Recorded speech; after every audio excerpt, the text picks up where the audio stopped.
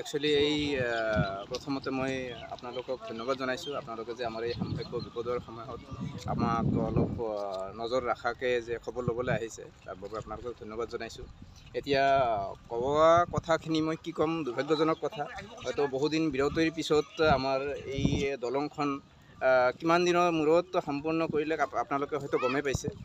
আৰু ইয়াৰ আগতে আপোনালোকে এই কাম সম্পূৰ্ণ কৰাৰ কাৰণে কিমানবাৰ হয়তো আপোনালোকে নিউজ কৰিব লগা হৈছে। যি নহওক, অৱশেষত আমি দলংখন হ'ল।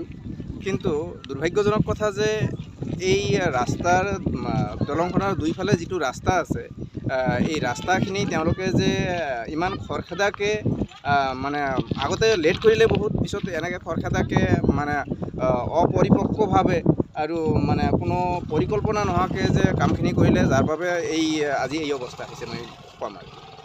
কাৰণ এতিয়া আমি সাধাৰণ মানুহ, সাধাৰণভাৱে আমি যিখিনি বুজি পাওঁ, এই ইমান ওখ মাটিখিনি যেতিয়া ফিল আপ কৰিছিল, তেওঁলোকে হয়তো 2-3 ফুট মাটি উঠাৰ পিছতে তেওঁলোকে ৰোল কৰিব লাগিছিল।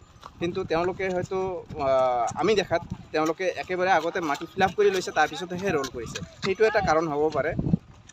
আৰু তেওঁলোকে যি হাৰে ৰোল কৰিব লাগিছিল, সেই হাৰে ইয়াতে ৰোল হোৱা নাই।